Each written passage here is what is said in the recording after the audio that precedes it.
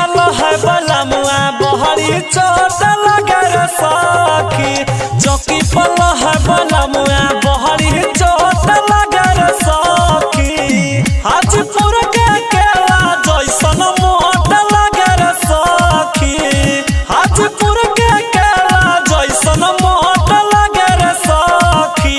चौकी पल है बलमुआ बहरी चोट लगे रे सखी। चौकी पल है बलमुआ बहरी चोट लगे रे सखी।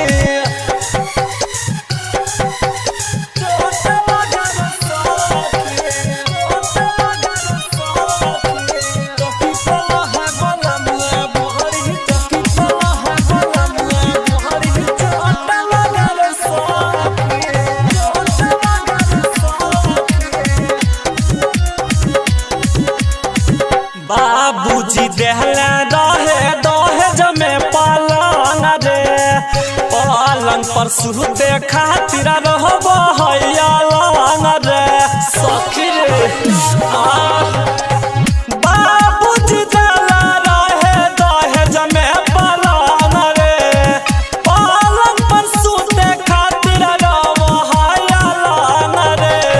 कहे नहीं सुते ऊपर डोट लगे रे सखी। कहे नहीं सुते ऊपर डोट लगे रे सखी। चौकी पल है बलमुआ बहरी चोट लगे रे सखी। चौकी पल है बलमुआ बहरी चोट लगे रे सखी। चोट लगे रे